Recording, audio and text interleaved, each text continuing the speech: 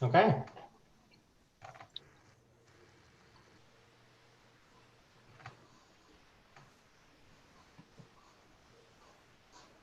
All good, Adam? Yep. Fabulous. For those people joining us on YouTube, thank you very much. This is a Parish Council meeting for Chilthorne Donor Parish Council, held virtually on Zoom. It is Thursday, the 14th of May. You're very welcome. And I will hand over to Kevin, the chairman. If all councillors could remain on mute unless requested to unmute themselves. Thank you.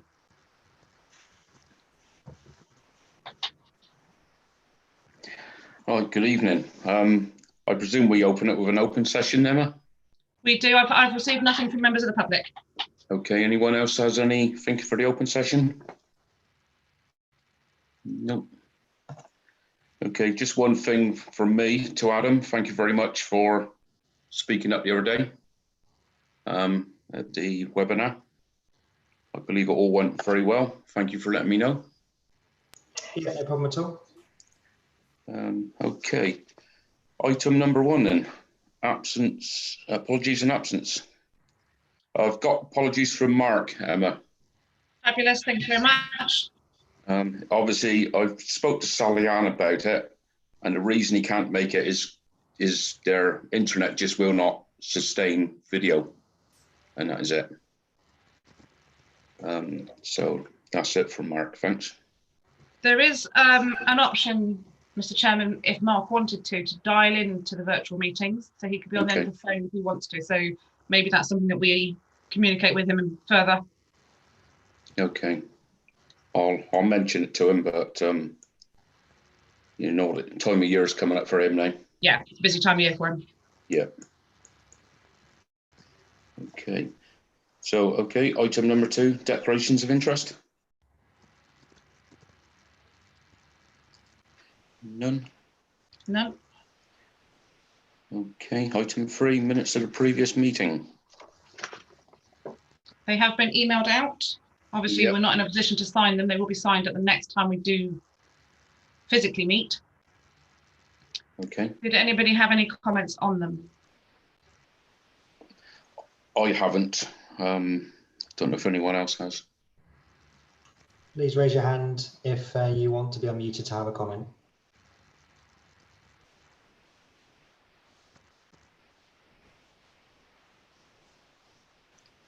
Let me take that as a no then. Yep. And we'll therefore take it, they are agreed as a true record. Yep, okay. Item number 4 then, County Councillor's report. Yeah, thank you, Chair. Apologies for not being on video. I think it's my device. I've recently got a new tablet and I haven't actually given it permission by the looks of things. I didn't want to come out of the meeting to then come back in, but next time I'll make sure I've got video. So in terms of the update, a slight update regards to the small improvement schemes. If you remember, prior to the pandemic lockdown, there was a bit of an issue in the sense that we were advised that we couldn't have 2 sets of flashing lights. What effectively we were asking for was a vehicle activated sign to flash up 30 further back and then a 20 closer to the school. Yeah. This was then further complicated when the leader of the council announced that all schools in the county should have a 20-mile-an-hour advisory, which meant that effectively we were being asked, or what we were being told was contradicting the council's own policy on a 20-mile-an-hour speed limit outside schools. So highways have come back and they have said that technology has now provided a bespoke solution that addresses the issues of having 2 sets of flashing lights. So they've made inquiries with a couple of companies regarding the possibility of a vehicle activated sign that can do both. So predominantly acts as a 30 repeater, but at set times displays 20 when the lights show, and a message to flash up at the same time. They found a supplier. Yeah, they found a supplier, and this then removes the issue of the conflicting information of the double flashing. So nothing is stalled. There is still very much a drive to get these small improvement schemes through. So it's now been passed to the designer, and hopefully the designer will come back in the next few weeks and we can have a look at the revised scheme with this new technological advancement, which will allow us to have the hybrid scheme that we originally wanted. So that's all very positive. Now, obviously, with the current environment at the moment, there is an issue. I say an issue. There's the concern over delivery at the moment. I think we all appreciate that the pandemic has undoubtedly put the council in a challenging position, and us all for that matter. But we have got reassurances that the small improvement scheme delivery team, they're currently working exceptionally hard along with all the contractors and the supply chains to ensure that they can maintain the delivery of the small improvement scheme program. So obviously what we have at the moment is in the current environment, there obviously will be some risk to delivery because it's dependent on multiple supply chains, material suppliers, etc. But that said, we're going to be getting regular updates on what those risks mean to us.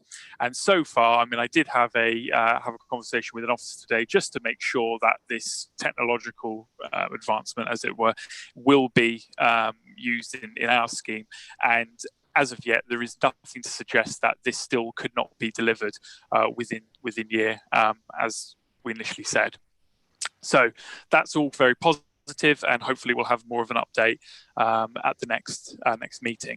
And before I go to Somerset Wide, does anyone have any questions about the small improvement scheme on that side of things at all? I haven't, Josh, but brilliant news on the new advance on the sign. Yeah, I know. I was quite happy with that. Quick one, Josh, from me. Sure. Will that mean another round of reviewing the plans? Or will we be able to go ahead with those changes? Well, obviously, the design will need to be updated, and I'd want to bring it to the parish just to make sure that you were happy and that it met it met your expectations and also meets the purpose of what we want it there for.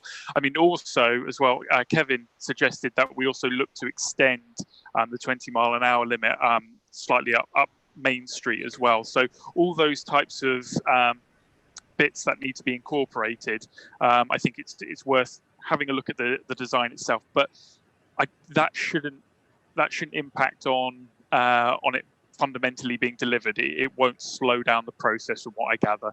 They are still very much wanting to get as many of these delivered in year as they possibly can.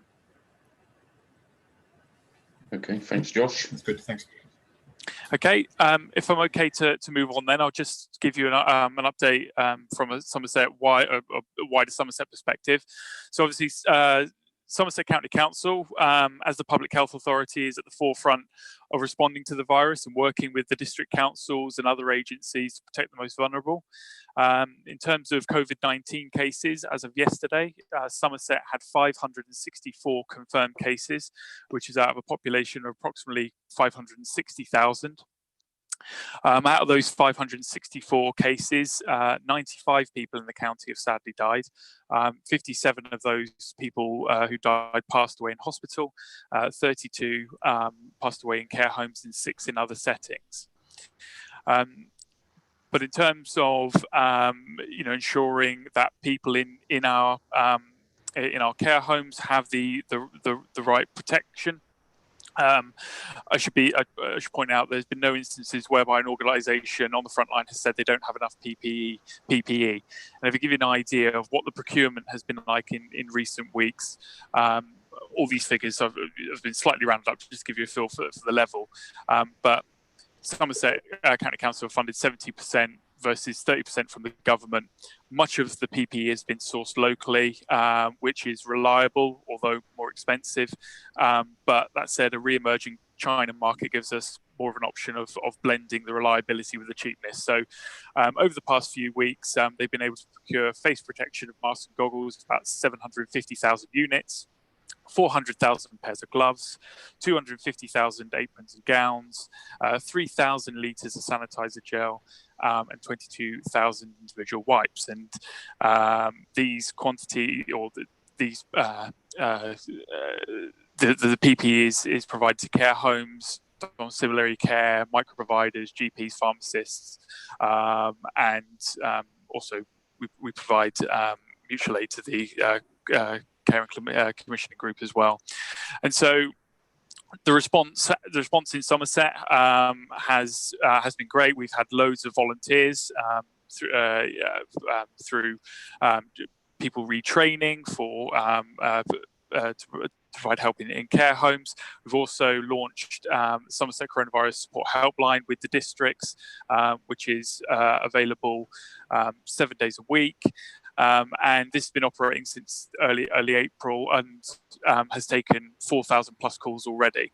So there's a lot going on to respond to the pandemic at the moment. And if anyone in the community is concerned or has anything that they wish to bring up, I'm sure I or the district councils are more than happy to field any questions, but also try and direct any concerns they have to the helpline, because that is a one-stop shop for getting them to where they need to be. Okay, thank you very much, Josh. Okay. Anyone anything else?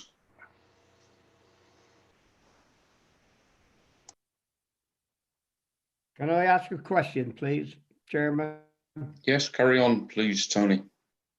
Oh, Josh, I know we've had an update on the district council emails about the recycling centre. Do you want to just highlight on that, or do you want me to say a bit later on? Because I think you'll know a bit more about the opening hours and what vehicles can go in.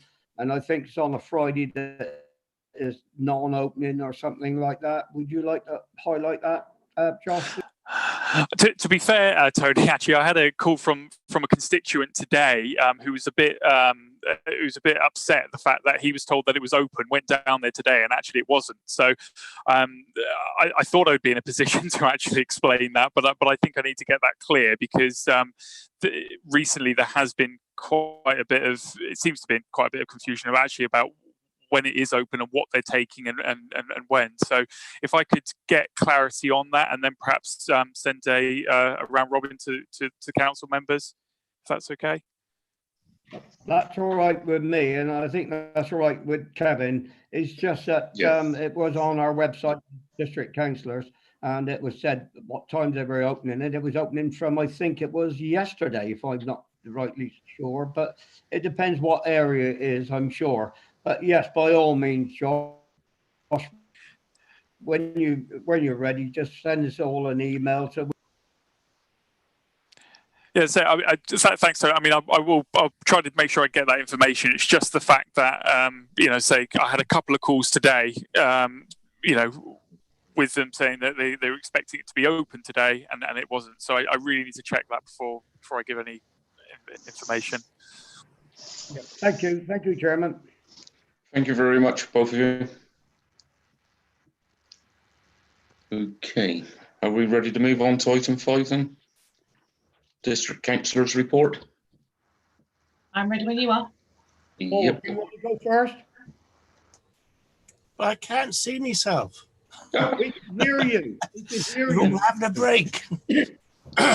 Yes, we had a very interesting meeting at Area East. It was totally unanimous to back the parish council to support the development at Chilthorne Nap. There's something very odd going on in this planning department, because they made us 2-star on it. I never come across that before for one dwelling. And it does concern me, and it concerns a few other councillors, what's been going on in the background. It concerns me, I can tell you. And there is certainly, it's unusual. I've not come across a 2-star before on a dwelling. I don't know about you, Tony. Let me come in on this. No, you're quite right. I was quite shocked, actually, because I did say to you, Paul, when I spoke to you, and I said, well, that's it. You said, no, it's got to go to regulation. It's 2-star. That should never have been put on there. I don't know why. It just seems adamant that don't want this to go through. Simple as that. Which makes you think, what's going on behind the scenes? So hopefully, if this goes through regulation and it settles down, we may be able to intervene and try and find out what is happening, or who's been pushing it, or who's been pushing what, or who's been interfering, because it's very unusual. I don't know about you, Paul, but it did come across, I think, even from the chairman, that the officer in concern got a bit of a rap on the knuckles, really, about two-starring it. I think a lot of the officers were very surprised, quite publicly, about the fact that it had been two-starred. Yes, so I don't accuse anybody of doing anything wrong, but it doesn't feel right to me. Anyway, fortunately, it's gone through 100%, unanimous, and it now goes to regulation, and we'll do our best to make sure this goes through. I'm afraid you can't see me, but never mind. Okay, thanks very much, Paul. Can I just add a few things? Yeah, carry on, Tony. Yeah, sorry, Chairman, nothing to That's do with right. that. Just to tell you an update. Our district council, up to date, which was about a week ago, have already issued out 27 million something pound to businesses to try and help them survive. That's the first thing. Secondly, there are still money available for businesses to acquire if they need the money. Will they come forward to our district council and get some help, please? Because I've had an email, and I'm sure Paul has had one, saying there's plenty of funding still available within our area. So if you know anybody that's struggling or with a business that needs some money, please contact us or the district council, because there's still money available, Chairman. Okay, thanks very much, Tony.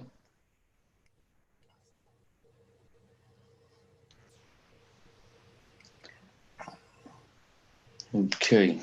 Chairman, sorry, is there anything anybody wants to ask us as district councillors? Are you happy so far with what we said to you? I'm happy, Tony. Don't know if anybody else has got any other questions or queries. Thank you then, Chairman. Thank you very much, Tony. If you're ready then, Emma, we move on to item number 6. Thank you. Meeting protocols.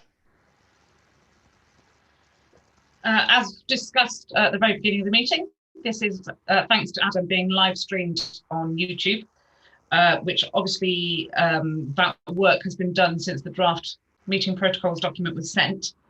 I therefore suggest that the necessary alterations are made to that document, and that document resent.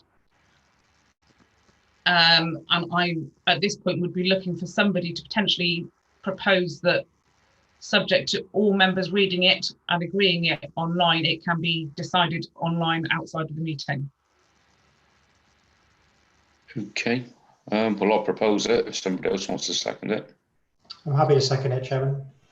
Thank you very much, Adam. Lovely. I will get those alterations done this weekend and sent round. Okay. We move on to item 7 then, highway matters. I don't have anything specific. It's a standing item on the agenda. Yep, okay, we've heard from Josh just now, so we move on to item 8 then, community safety and police matters. No reports received from the police, unless anybody is aware of any incidents within the parish. No incidents, but without a speed camera, I've noticed speeding has gone up down through Tintnell Road here. Absolutely horrendous down here at night now. It's like Santa Pod racetrack. Chair, may I just make a comment? Prior to lockdown, actually a few days before lockdown, we did get confirmation from the PCSO that the Tintnell Road Speedwatch site had been approved. But obviously, given the fact that we were then Speedwatch, the Speedwatch team that I currently manage in Brimton had stopped our sessions the week before, just as the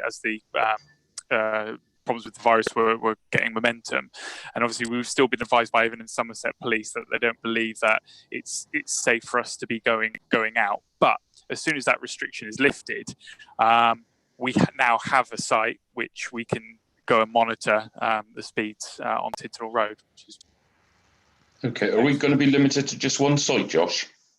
We can get more. We can, it all depends really on how the police have risk assessed it. So there has to be a clear sight of vision. I think it might be 60 meters both ways. I believe that. I think that's it. But also that there's a place where the volunteers can stand and not be in any way put in any danger, as it were. So there has to be on a pavement.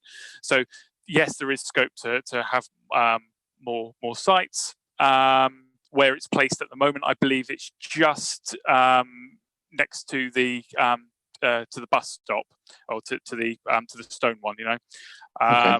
So where else would you be thinking to get a site? Well, I'm just looking at other various sites around. You know what I mean? It's like I've said all the way along for the last 18 months or more, everything seems to concentrate around the school, but just past mine and Mark's place here, it's like Santa Pod drag strip. They're 80, 90 miles an hour down through there and nobody cares. Yeah. There is gateways and driveways down there that we could stand in with permission from the owners, and we will have a 60-meter clear view each way. Okay. Well, I mean, that's something that we can look into, and I can certainly ask the police to consider that. And what is the speed limit where you're looking at monitoring? It was meant to be 40, not 140. Okay, right. No, that's fine. As long as we can only do up to 60 miles. So I think 60 miles an hour is the limit. When we can't we're not able to do sessions for 60 miles an hour. Anything below 60, I believe it is. So that's fine. Okay. Yeah, no, I'm not kidding. You know what I mean? They actually use it as a drag strip down there. I've actually seen three cars racing down there. I believe you, and I know coming out of where you live. I mean, it's must be really difficult, not to get your front end taken off. But I mean, yeah, we can definitely have a look and see whether. That's why we wanted the speed limit extended down here. I know it. Sure. I know extending the speed limit doesn't slow them down, but it gives you more scope to hammer them. Yeah. No. Absolutely.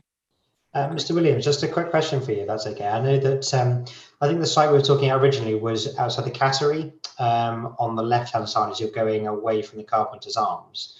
Does that zone allow us to go to the other side of the road near the Carpenters to face the other way? So at least we have options for getting them in both directions. I take granted that they come down the hill past the Carpenters at speed, but similarly, going the other way is quite fast as well. Yeah, so all sites will enable us to get them going in both directions. The equipment itself is, or the equipment that we use, there are two types of gun. Effectively, you have a radar, which is the one that we use, which effectively measures the speed from bouncing off a signal from the closest moving vehicle.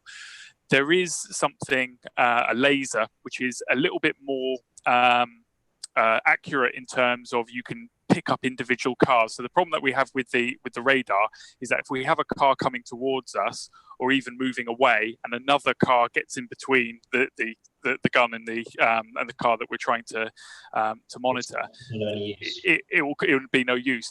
However, the police have turned us off slightly about using the laser because it looks like a mobile phone. And a lot of people think that we're taking pictures, and there have been instances where Speedwatch volunteers have been assaulted because people think they're taking pictures of their cars. So, but yeah, I mean, is there any reason, Josh, you can't wear a body cam just to record it as well? Well, I suppose so. I mean, it's in public, isn't it? I suppose we could do that if we wanted to. Yeah. There's nothing to stop us. I suppose it really comes down to, this is meant to be Speedwatch is there for the community. It's there because the community want it there, and in no way I think would we want to invite anyone to cause any problems or anything. If anyone does question us, we're quite open about what we do, in the sense that we can't fine them, but they need to be aware that if they're repeat offenders, this does get logged on the police database, and if they are pulled for speeding, the police may decide not to use their discretion. So it's a two-way thing. I mean, we make it quite clear that we're there for the safety of people in the area, and not to catch people out. It's to improve behaviour. Am I right in thinking, Josh, if there's a police officer stood with you, they can book them? Yeah, they are considered an expert witness, or I think that's what they call themselves. Essentially, that they do have the power to flag down a vehicle, and we've had it. I mean, we invite we send out to the police what our schedule is. And then the beat manager tries to get a presence, whether it be a PCSO or indeed a Bobby, to stand with us. And we've had instances where they flag down cars and sort of given them a warning or whatever the case may be. I think having that uniform presence there also helps, in the sense that they stand out, and people are more likely to adhere to the speed limit. Okay, thank you very much, Josh. Chairman, can I just butt in quickly? I know this sounds a bit silly, but we have problems in my neck of the woods with people speeding, not keeping the speed limit. I'll tell you what did it and slowed them down until they caught on, is just put a reflective jacket up on a coat hanger, on a stick, and just leave it somewhere vulnerable. As they come round, they see that, I promise you they will slow down. Oh, yeah, I know they do. But when I walk across the road, sometimes I put a jacket on to go to Marks, and it frightens the hell out of them. Right. I know it's not a permanent thing, but it does help. It just throws them off a little bit, just to try and slow them down. That's all, Chairman. Okay, thanks, Tony.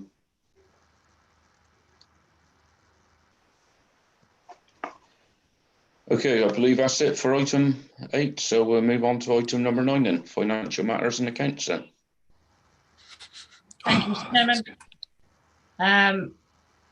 As you can see, we've had no receipts, other than the precept, of course, but that would have been last month's report, but no receipts in the month of May. With regards to the payments, I would like to ask if everybody is happy with what I'm sending through for my HMRC checks and my payment checks. Yep, perfectly transparent. Thank you very much, Emma. Great, thank you very much indeed. In that case, I will continue to do it that way. We need to renew our insurance. Okay. That we are in a 3-year tied-in deal anyway. But just to let you know that last year's premium was £428.09. This year's premium is £440.93. The increase, of course, being the difference in insurance premium tax. And on top of that, there is a £50 administration fee. So a cheque will be made out for £490.93. Okay. As mentioned to you previously, I would like the council please to consider a contribution towards Zoom, which is very handy, bearing in mind this meeting started at 8:05 to enable all councillors to get online. This is your 40 minutes. Yep, okay. You would have 3. You are currently able to continue because of generosity of another parish council. Right, sure. Yeah, you're all looking at going halves, aren't we, with the other parish council? That's what I have suggested to the other parish council, which is Anna, that might be forthcoming from you, but I've not promised it by any means because that's not my decision to make. But it may be worth considering it. It would be a cost of £60. 60. Well, I think this is going to go on for a few months at least, so I propose we pay the £60 and go halves if somebody else wants to second it. Thank you, Tim. In that case, I will need to come to somebody's property with the checkbook for some more signatures. I noticed that Probably Paul pause. yeah, he's probably still trying to sort out his video. I think he's been coming on and off trying to sort out his video. I'll phone Paul and check that that's okay with him. I could possibly sign some, but I don't think they'll accept it, would they, at the moment? No. You're still not on the mandate, which is going to be very difficult to do until we meet physically, because they wish it all to be done electronically now. Although I'm sure we can probably get around that. But Adam, you were going to... Sorry, Emma, am I right in thinking that if you're a NatWest bank account holder, you can do it online? It's much easier, I think, yes. So if I am still a NatWest bank account holder, so I'm happy to process that with the branch, and then once that comes through, I'm happy to sign the document if necessary. If that doesn't happen in the interim, anyway. Great. I'll rehook out the details for what we need to do to update the mandate, and I'll have another look through. And if we are able to do it electronically by sending internet links, URLs, to the account holders, then we will. Yeah. Sorry, I can't understand why I'm not on it, because your mum done all the forms and put me on it. She did. When I mentioned to her that the gentlemen that are still on it that are no longer with us in the council, or indeed any other sense, unfortunately, and that you're not on the mandate, she was absolutely shocked and stunned. Yeah, because obviously I've done all the checks with NatWest and everything. And then in the next breath, she turned around and said, well, it is the NatWest, so therefore it's not that surprising, really. Yeah. They are notorious for it, if I'm honest. Yeah, okay, no problem. We'll get it sorted eventually. Yeah, the only other option that I was thinking about is, particularly with times as they are currently, is to look at going towards the Treasurer's account from the Lloyds Bank, which gives you online access, including 2 signatories online. Okay. I use it for my Brownie organisation, which is a double signatory account.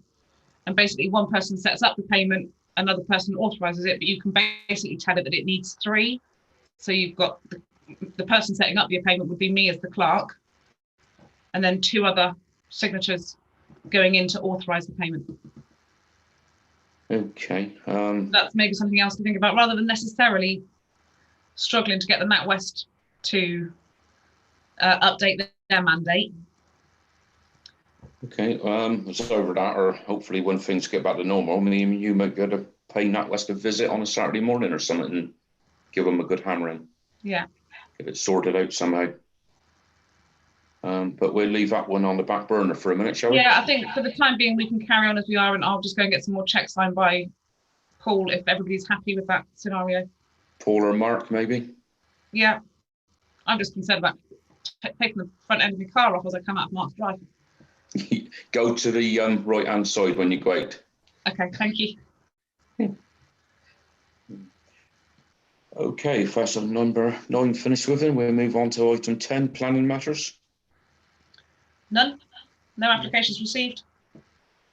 Okay. Obviously the agenda was written before the Area East Committee, so we do know that the Chilthorne Hill application has been recommended for approval by the committee, as previously mentioned. Yeah. Okay then, item 11, clerk's report and correspondence.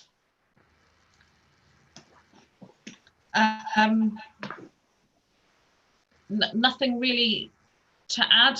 The number of emails coming through has slowed significantly, and that's the emails that aren't coronavirus related, as well as that enormous flurry at the very beginning of lockdown, etc., of coronavirus related emails that came through. That has slowed significantly as well. Okay. Right, Jordan, we'll move on to item 12 then. Allotments. Over to Adam, I believe. What a privilege. Yeah, just so I believe Emma's done the courtesy of sending around the licence documents via email to all the parish councillors. So this is a proposal for us to have plot 3 on the allotments in Chilthorne to be used as a community allotment. The Chilthorne Parish Council would be the licensee. So we would hold the license, and the view would be is that we would assemble a series of raised beds, probably 2 by 4 meters or of a similar size, which we can then sub-allocate out to families in the village or applicants in the village for a proposed no charge, but essentially for a year at a time, where they can use that and cultivate that at their needs. The view being is that taking on allotment is quite a lot of work to do for a family, or for a single licensee. So the view here is that actually, if we have some people in the village who don't necessarily have a fit garden to grow herbs or veg, this is a smaller area that they can use. At the time of proposing this as well, the view was that we would give a couple to the school to use for extracurricular activities, in addition to the small veg boxes they have already on premise. The headmistress is very, very keen on the idea and supportive of that. However, I believe they're also now simultaneously trying to apply for a plot for themselves. Actually, I think there's one left. So if they get their own plot, that wouldn't be for their use. But at this stage, it's to propose that we sign the license for a year at this time. And then next month, we will get a quote put together for the suggested cost for materials to build the raised beds and get it to a fit state. Okay, does anyone have any questions before I do? No, tumbleweed moment. Okay, I do have a couple of queries, Adam, sorry. I'm sure Josh could take this on as one of his actions as well, but I'll take it. Yeah, okay. Yeah, I do have one. It's I'm a bit concerned if we pay for one, is everyone going to want their allotment paid for up there? So the proposal here is actually we put some signage actually on the allotment to indicate it's a dedicated community plot. So therefore, if we're the licensee for that, obviously, and having responsibility of that, the view wouldn't be, I don't think, that we would pay the license fee for all of the people there, because essentially this would be a parish council run project, as opposed to giving access to somebody to have all the allotments. And obviously we'd only be restricting them to one bed. Yeah. As well. Okay. And the other one is, I've obviously spoke to Mark about this as well. We're a bit concerned about putting hundreds of pounds into making raised beds and everything else. Do we actually need raised beds? Can't we get them putting it into ground first and making sure they're making use of it before we spend money making raised beds? So the view was, so I believe it's probably only going to be a couple of £100 estimate. However, given that in case, by having it as raised beds, first of all, you can get easy access, dedicated access around the beds. So for people to walk to plots at the back, it gives them a clear path so they know where to walk, and also allows us to clearly demarc each of the sections off. So clearly we could do that with stakes, but from the point of view actually is if we're going to clear it, it allows us to leave the grass in place between the beds. And Yeah, I understand that. Just clear out the bed area. So it makes it very clear how to get there and also reduces the maintenance on the plots.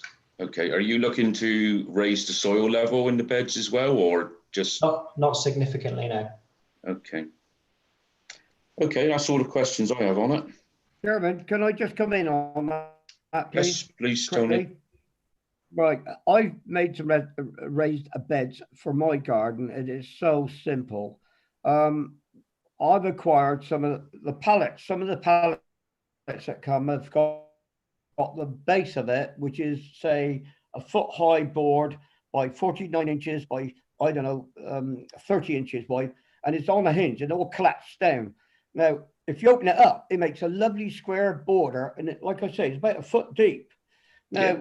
If you'd like me to get you some of them, I would try and get you some of them. It costs you nothing, and I'll give it to you. And you just put it with earth, and away you go. 40 by 48 pallet sides for make boxes on pallets. Yeah, that's the one. Yeah. So they make perfect raised beds. Yeah. There you are, Josh. There's a why do we keep calling you Josh? Sorry, Adam. Adam. I don't know whether that's you know, Sorry, mate. it's a good thing or a bad thing. Josh, I can't even see you, my friend. So, well, no, I can assure you, Adam is better looking than me. So I don't know whether I should take that as a compliment. Yes. But yeah, I think at this stage, originally the plan was to get 6x1 in 4.8 meter lengths, cut them in half, do 2.4 by 4.8. That's what I've done on my beds. It was quite simple to do.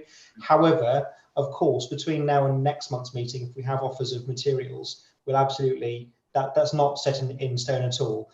And it's also to be highlighted that the at least 3 of the other allotment owners in place, first of all, who live opposite those slots, are happy to police it in terms of just keep an eye on it, make sure there's no vandalism taking place, but also happy to help clear it as well. So in general, for the reason why this came up was, first of all, obviously to benefit the community, but second of all, those allotments are a bit of a scar village. So actually, and I'm actually pleased to advise that this, I've been promoting the allotments quite a lot to the local village.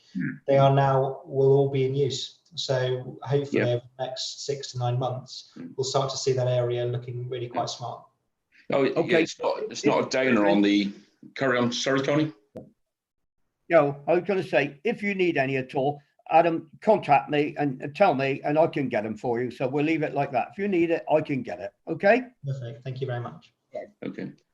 Thank you. Well, it's not a downer on it. You know, I propose we pay the license fee. That's not a problem.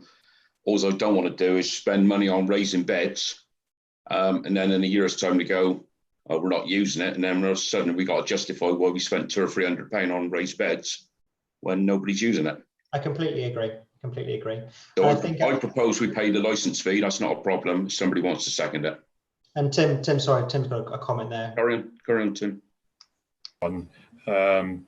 In terms of raising the beds, if we need to do that, one thing if there is it in the village is lots of manure. So it might be a case of not necessarily raising them up now, but by next winter, we should be able to do that at a very low cost. Because I'm looking at doing exactly the same in my veg patch. I know is it the cattery, the lady that is there, she's got a significant amount of horse manure, I believe it is.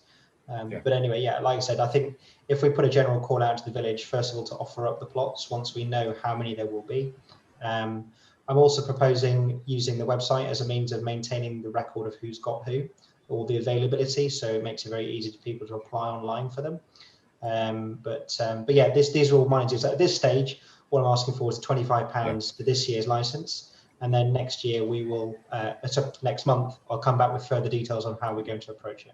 Yeah, I'm happy to second. There you go, Joe. Adam. My first win for the committee. That's great. Oh, I'm so proud. Has Dennis got a question? Dennis. Good evening. Sorry, I was late coming in, but had trouble with the PC. It's not a question. Adam, you do realise that you're not allowed sheds or any sort of structures on the allotments, don't you?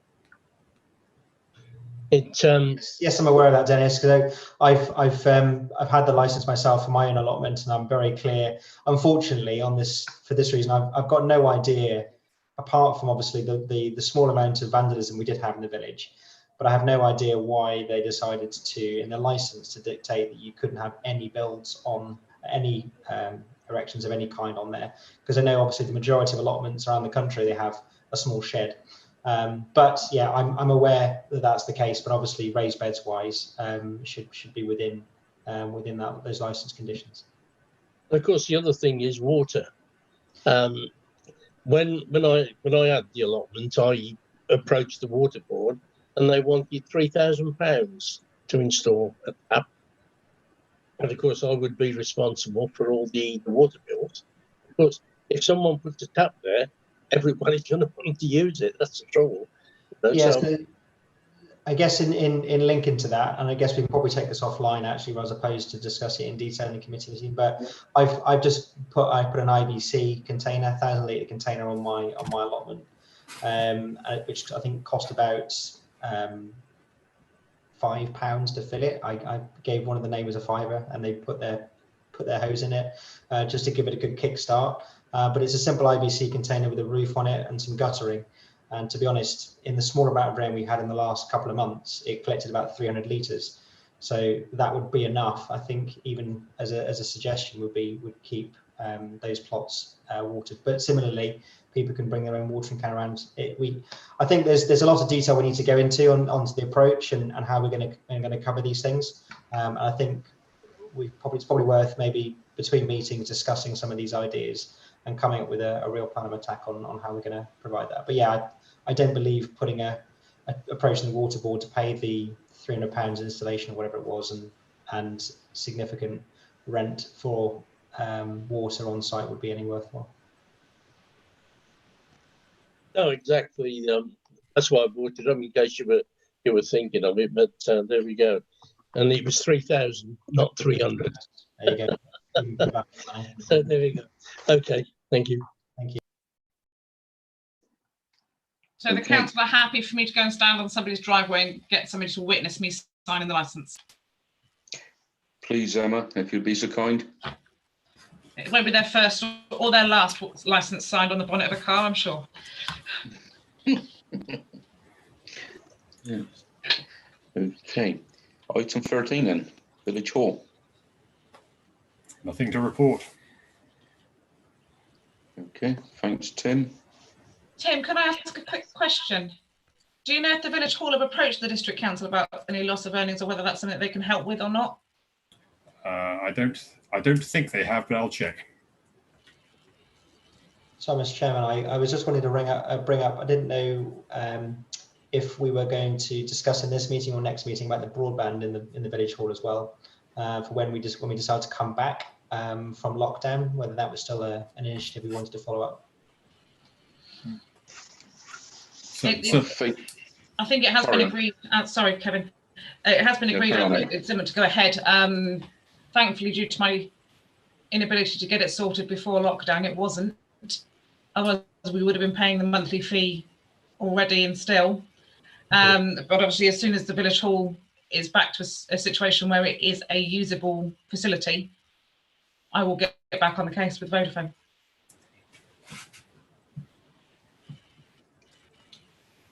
Okay. We move on to 14, Recreational Trust.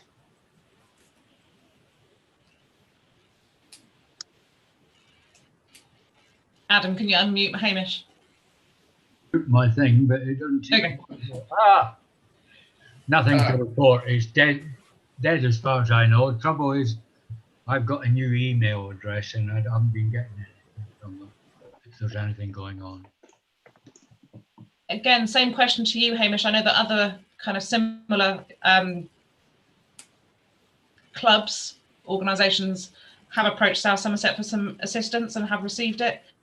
I don't know if the Recreation Trust has. I don't know. Knowing Lynn, if there's money going, she'll have been after it. That did cross my mind. Thank you. Thank you, Hamish. Okay, item 15, any other urgent matters? I've got nothing. Tim's got a hand up. Just one quick one that came in today. You'll recall the Green Steps initiative. South Somerset District Council have now put out a questionnaire to the Green Focal Point, which is one of the people running the initiative, asking a series of questions on what's going on the parish on green and environmental aspects. I've gone through the questionnaire. I don't think there's anything on it that's going to be contentious or an issue on it. So I was proposing that we simply let them continue to provide that return into SSDC.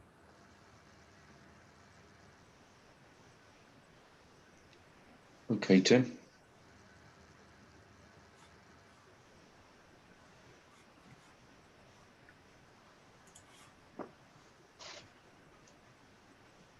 Okay, that's all. Okay, thank you.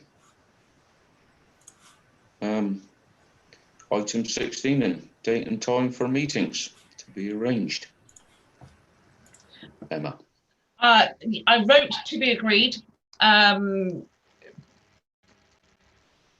partially as, although this has been quite a successful meeting, I have to be honest, I wasn't sure how successful this meeting was going to be. And therefore how regularly you wanted to have them, whether you wanted to go back to having them every month, or whether you wanted at this point to have them every 2 months, every 6 weeks, every when we need to. The legislation says we have to have 4 in a year. This is number 1. Okay.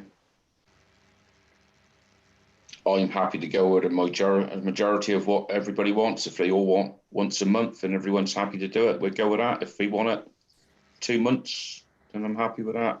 Maybe at the moment, because of Adam's allotment question, we go for having 1 in a month's time, so that we've got time to get a bit of feedback from the parish. Tim had a comment to make. Tim, please. Pretty much the same. You know, I think things are going to start moving as the government starts trying to release lockdown a bit over the next month and a half. So I suggest that we look having 1 in a month's time, and that we take it month by month. We decide whether things are moving that actually need a meeting. And this one's been fairly efficient, so might as well carry on.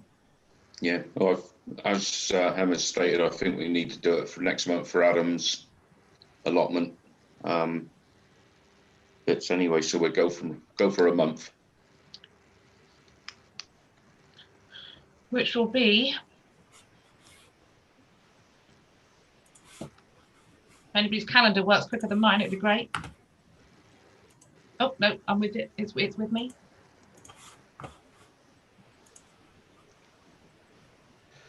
So you got the first would be the 4th of June. It will. Do you want to go for the first of the month, which would be the 4th, or is that too close to now? Well, we generally do the first week. Yeah. Yeah, first Thursday. So let's just go back to normal track and keep it first Thursday. So 3 weeks from today. Great. There you go. Make sure the website's updated with the new proposal, the new date, and replace the stream link in there. But also, I'll make sure the recording of this session is there available for people to watch afterwards as well, if they want to. I'd love to know the viewing figures. It might go viral. I did click on it once, so you'll have 1 at least. Are we going for 8:15 again, so that we can ensure that everybody is able to clap? Yeah, 8:15 sounds good. Lovely. Thank you, gentlemen. Thank you all for your cooperation. Yeah, thank you, Chairman, and thank you, everyone. Great success. So I look forward to seeing you all again. Thank you. Thank you. Thanks. Thank you all. Bye, everyone. Bye, Josh. Bye.